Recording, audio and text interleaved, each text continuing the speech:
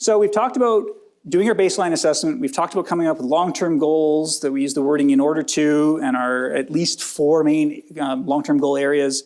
Talked about a formula, that 4-part formula for coming up with good STOs. I'm going to talk for a little bit now about the strategies and tactics, although that could, and that is actually at UBC, a full course in itself of the strategies and tactics for instruction. I'm going to talk about some of the big ideas, and then we'll end off talking about data and showing you some examples. So the STO here, this is a real life example. To use the question forms when, why, how, and which. And the strategies to teach these, and again, we could improve that STO, could we not? But the strategies are direct instruction, visual supports, contingency, use contrived teaching situations, model and demonstrate for him, and have peers use grammatically correct sentences. Are all of those strategies crystal clear that if you were subbing, I could give it to you, you know exactly what to do to teach using question forms? Heads are shaking. This is not sufficient. It's kind of vague. There's a whole bunch of big ideas thrown together. Direct instruction, what does that mean? Because in my world, direct instruction is capital D, capital I. It's a packaged program. It's a proprietary program. Direct instruction is a product. Different from lowercase d, lowercase I, which probably means just working one-on-one with a student, one-on-one teaching, right? So you have to be clear in the language. What visual supports are going to be used to teach this? Contrived teaching situations, that means setting up motivating contingencies and managing the antecedents, setting up your learn unit, that makes sense. Model and demonstrate how to use these things, although it's inadequate to just model and demonstrate if the student then doesn't have to respond after the model and do, right? We want our students to do, and then receive a consequence. Have peers use grammatically correct sentences. I love that one. Does that mean that the students don't always use grammatically correct sentences? Or when the other students are near our student, they speak in gibberish, right? It's kind of a silly one, right? At the bottom here, have peers use grammatically correct sentences. Peers are always using grammatically correct sentences. That has been insufficient in and of itself. This child is now how many years old? Has been surrounded by thousands of people using grammatically correct sentences, and that's not a strategy. If you mean that they should model and then prompt a grammatically correct response, the student does something, then we're getting somewhere. So don't use passive strategies that don't require a response. And one example is this idea of model one more word. So if a student makes a request like want ball, that you should reinforce that and then scaffold with a model and say, yes, want red ball, as kind of this passive echo after he's done it. I don't have a problem with that if there's a response opportunity or contingency required. So if I say, yeah, want red ball, then I want the student to say want red ball, and that will be reinforced. Just modeling more language after it's occurred in autism it's been proven with all of our students, their development, inadequate. Because if it worked that easily, they wouldn't have the language impairments that they have if they just followed what everyone else was doing, right? So does that make sense? It doesn't hurt to ask for another word, but then just don't do it passively where the student just needs to listen to that and not really attend. We require them to then do it and perform it and then receive the consequence, showing that that's a good thing to do. So for strategies and tactics, my recommendations, do not forget your ABC unit of analysis, your learn units. Kind of the basic structure of all your strategies should be create a learn unit. What is the antecedent trigger for the target behavior? What prompts might be needed to help the student be successful? And then how will you get rid of those prompts so they're not dependent? And then what consequence will you provide? So strategies can really be boiled down to antecedent, prompt, consequence. Those are our strategies. So here's an example. Freddy will learn to ask what questions with peers with 100% accuracy 3 times per day by January 31st, 2018. The strategy is the SCA will arrange instructional times each day, because teaching it once a week is not going to get us there.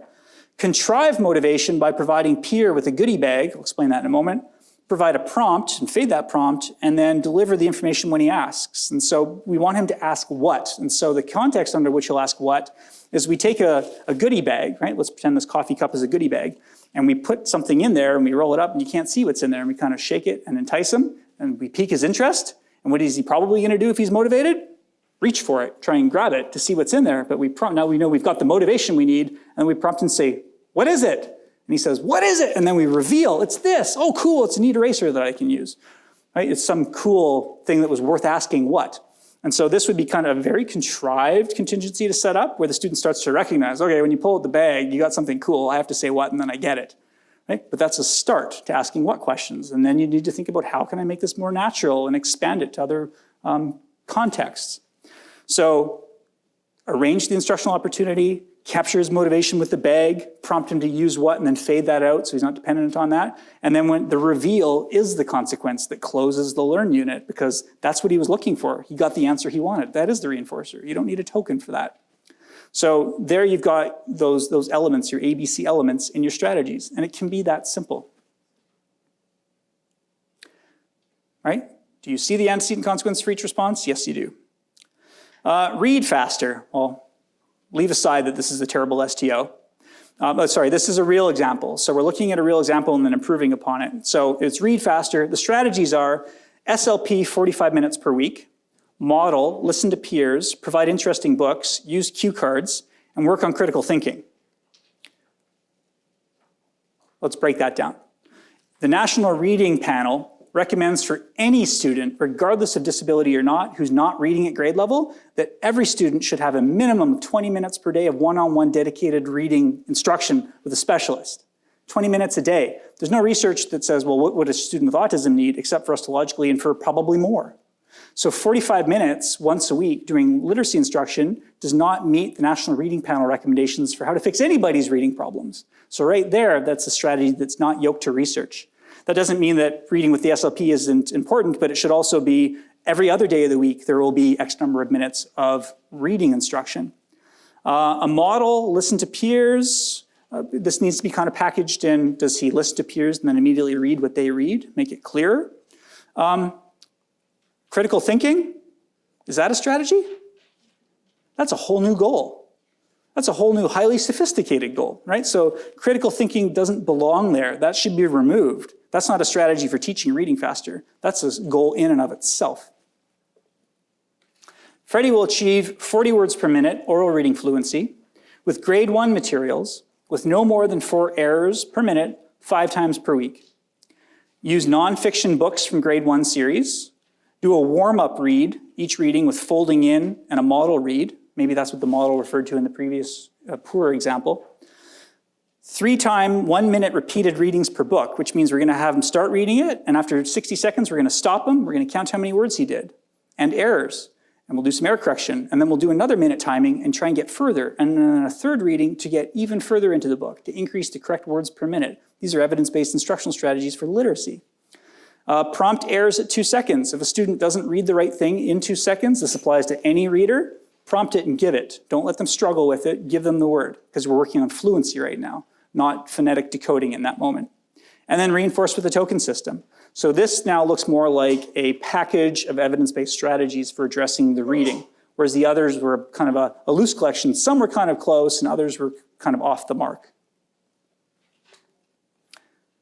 And this, use nonfiction books from grade 1 series. That's really customized. That's the analytic part for this student, because we know this student does much better with nonfiction. So if we're trying to increase his fluency, we want to use his area of strength, nonfiction. If it's fiction, he's not interested in it. There's no motivation to be reading this, so why not appeal to his motivation? Okay?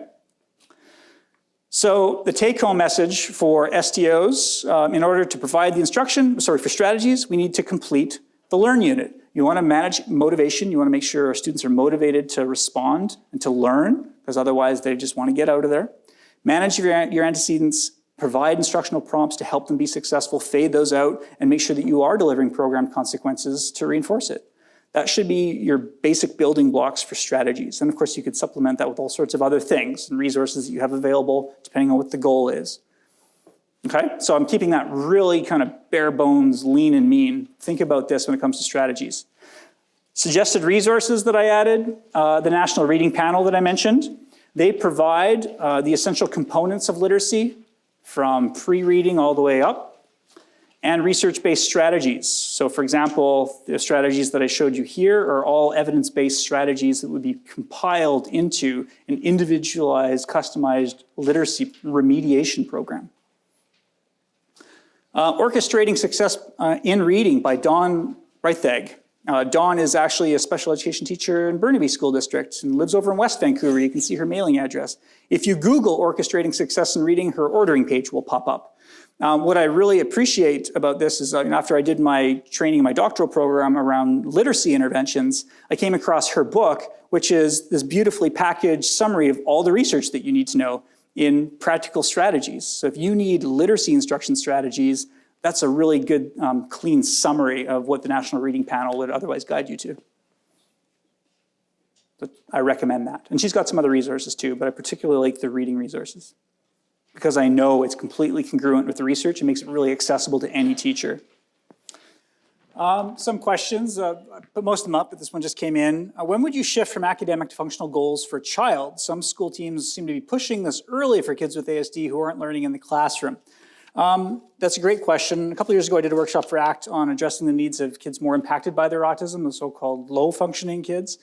And one of the things I talked about was the business as usual intervention for kids with autism when we meet them in preschool is a developmental curriculum, a developmental trajectory. We're aiming to catch them up to their same age peers, which is what happened for those 47% of kids in the LOVOS study. So it's a developmental focus aimed to narrow the gap and ideally catch up. Now, the reality is that for a wide number of kids on the spectrum, they will not catch up. They will not have the optimal outcome and lose their diagnosis, but we can improve the course of their autism. And so what happened was, historically, because we had this developmental program, is that people stuck on it for way too long. Right? The child was now 6 going into school, and now they're 8 and 9 and they're 12, and we're still working on this preschool program. And we spent way too much time, too long, on a developmental program, and we needed to switch to functional skills much earlier. That prompted some behavior analysts like Dr. Partington, who developed the assessment of functional living skills, to develop that assessment specifically for that reason, recognizing that a large number of kids will not catch up and lose their diagnosis, and so we need to be attending to the majority, the rest of them, much earlier, which means around mid-elementary school, there's not an abrupt end, like we're done our early intervention program, it didn't have the ideal result we look for, now we're stopping that and moving into functional. There should be a metamorphosis for kids who need functional programming where you start on your developmental program and then based on their progress, you start to bring in more functional goals, and then over the course of elementary school, the emphasis might shift from the developmental program to the functional program. You typically need to be thinking about it earlier than we have been historically. That's why the AFLS is developed. You don't wait to high school to think about these things. A number of these things you should be thinking about in early elementary school. And so it is a metamorphosis. It is a shift over a number of years, not a wholesale stop this and move into that. In terms of schools promoting one or the other, that's interesting for me to hear. I haven't seen that specifically, but I guide them to the science, right? We should be looking at, you can say what I just said. We should be maintaining a developmentally appropriate program. If the data is showing that it's benefiting the child, and if the data is not showing that, then we have this alternative curriculum and plan to work with. So a few questions. What do you do when parents are academic focused, but you feel the student is not university bound and would benefit from more functional goals? This happens all the time. It's a difference of priorities. There can be cultural differences, and some cultures put a much heavier emphasis on academic achievement than others do. So we always want to be sensitive to cultural variations. I've seen this over and over again. I completely understand where the question is coming from. Really, it's about, to me, it's an ongoing, it's not something that you just address and resolve in an IEP meeting one time. It's probably going to be more of a long-term, ongoing education, letting the family know about where their kid is not performing at grade level and what their trajectory is like and where the data looks like it's taking them and the skills that maybe they should be having in order to have access to certain opportunities in the future. So it's a matter of long-term education of the families, not a short-term thing. And of course, it's going to work better if it's someone who they trust and have a long-term relationship with. And that might be the learning support teacher who they know over multiple years, where you just start to plant the seed of there are other things besides math and science and reading. And we need to start paying attention to these things. Okay? Thank you, Nadine, for educating me at the break. The question was about the long-term goal for physical impairment. I'm completely in category G autism land, but there are other categories and long-term goals associated with those categories. So category D, is it physical impairment, Nadine? Chronic health. Category D is a chronic health designation. And a child who has category D designation should have a physical long-term goal. So for example, if a child is diagnosed with diabetes, they might have a goal around learning to manage their insulin. Okay? So thank you for that. That addresses the concern at the back of the room. Thumbs up. Do parents need to know the grade level curriculum to help choose IEP goals? No, not at all. I think it's probably helpful for the experts in grade level curriculum, being the school staff, learning support teacher, classroom teachers, to just keep in mind the parents don't necessarily understand when we're talking about literacy or math, where their child stands relative to their same age peers, maybe how far behind their child may fall. So it's up to the teachers to just keep pointing that out. As we talk about this goal, well, your child is about roughly so and so far behind or nearly at this goal. I think we just do this kind of informally, keep them up to date on where their child is compared to same age peers. But parents don't need to have an education. That said, and in my class at Western Ontario last week, I oriented my master's students to this because my master's students were concerned about graduating with their master's degrees and they don't know school curriculum. And we have this great resource from the Ministry of Education. I haven't dug it out in a while, but you used to be able to Google the provincial learning outcomes for British Columbia, and there's a downloadable Excel file that you could search by grade level, by subject, and it would show you specifically what students need to achieve, what the goals are, grade level by grade level. That was a very helpful resource to me early in my school consultation career, because I often went to it to have an understanding of what we should be expecting. Are there specific supports, literature, research for nonverbal students and IEP goals? I'm going to address this generally. Whether a student is speaking or is not speaking and maybe using a device, you're still going to have the same long-term goals. You're just going to have different short-term objectives. You'll probably have consultation from a specialist in augmentative and communication, AAC, right, and more special supports around what that particular student's need is. But in terms of their IEP, it's going to have the same essential components, the same long-term goals. Just that child's goals and evolutions will be appropriate to their language development. Sorry, I can't be any more specific than that. Is it reasonable to expect the school to report on IEP goals before the meeting, perhaps so the parents can come prepared with some ideas? I think it's a very personal decision. I know some learning support teachers who might just share this information incidentally if they thought that would give the parent kind of a heads up and things to think about, or it could be shared in the meeting. It really is a personal thing. I don't think that it's unreasonable to ask for this information. I've never seen it done as a general procedure process, or a general practice. What training is required for resource teachers regarding how to do IEPs? I don't know. Resource teachers? What's your training? Did you have to take a course in university on how to do IEPs, or it's kind of on-the-job training? On-the-job training.